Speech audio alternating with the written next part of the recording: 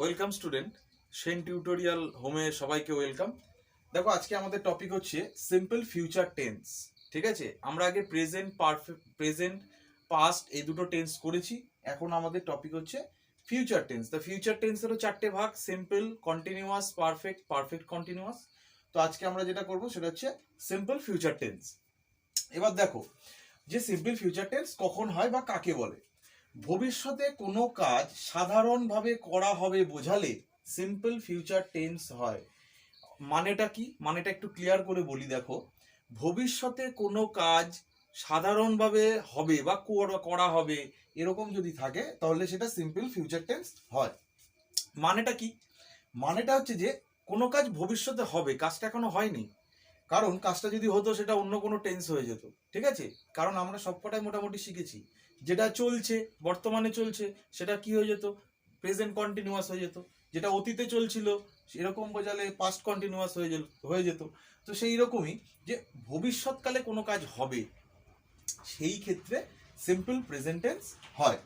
এবার দেখো এটার ফর্মুলা কি আছে।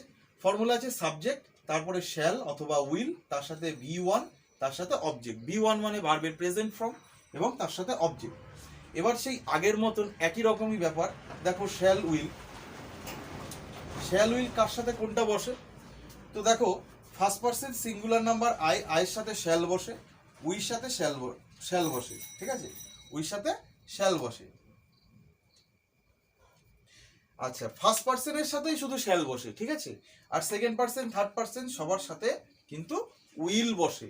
এইবার একটা জিনিস আমি বলে দিচ্ছি, দেখো সেটা হচ্ছে একটু আনকমন টপিক। যেমন আই উইল, দেখো আয়ের সাথে তো নর্মালি শ্যাল বসে, কিন্তু যখন আমি কোনো কাজ করবই বোঝাচ্ছে, মানে আমি কাজটা করবই জোর দিয়ে, যে আই উইল কিল ইউ, আমি তোমাকে মেরেই ফেলবো। এমন হয় না অনেক সময় আমাদের কারোর ওপর রাগ হয়ে যায়, তখন কিন্তু বলি I will kill you, I will teach you a lesson. এই যে কথাগুলো আমরা বলি তখন কিন্তু শ্যালের জায়গায় উইল, উইলের জায়গায় শ্যাল।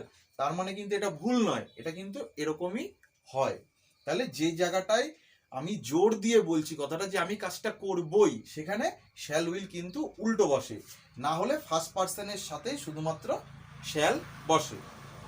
তো দেখো এবার আমরা উদাহরণটা একটু দেখে নিই। দেখো প্রথম উদাহরণ দিয়েছি, আমি ভাত খাবো। তার মানেটা কি? আমি কিন্তু ভাত খাচ্ছি বা খাই না, মানে এরকম বিষয়টা নয়। আমি ভবিষ্যৎকালে খাবো, আমার এখনো খাওয়াটা হয়নি।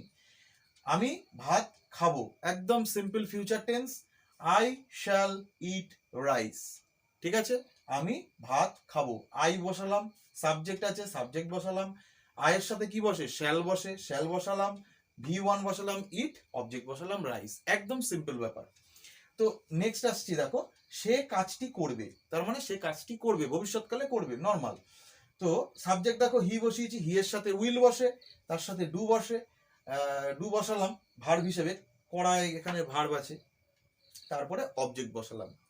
এইবার আবারও বলি, আগের ভিডিওগুলোতেও ক্লিয়ার করে দিয়েছিলাম, আবারও বলছি, প্রত্যেকেরই একটা কোশ্চেন থাকে, সেটা হচ্ছে পরীক্ষায় কেমন ভাবে আসে।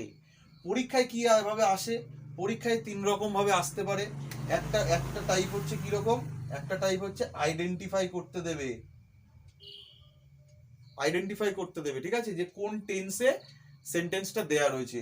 দু নাম্বার হচ্ছে অক্সিলারি ভার্ব দিয়ে দেবে, অক্সিলারি ভার্ব দেবে। ঠিক আছে, অক্সিলারি ভার্ব কোনগুলো?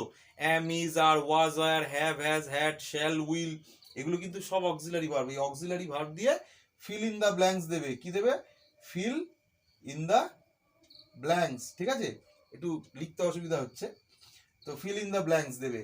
আর তিন নাম্বার যেটা দেবে সেটা হচ্ছে যে কোনো একটা বাংলা দিয়ে দিল তোমাকে, সেই বাংলাটা ট্রান্সলেট করতে হবে। ঠিক আছে, তো এই তিনটেই কিন্তু পরীক্ষায় নর্মালি দিয়ে থাকে। তো আশা করি যে ক্লাস ভালো লাগছে। যদি ভালো লাগে তাহলে অবশ্যই সাবস্ক্রাইব করো এবং বন্ধুদের সাথে শেয়ার করো। তো পরবর্তী ভিডিওর জন্য ওয়েট করো। তো দেখা হবে পরবর্তী ভিডিওতে।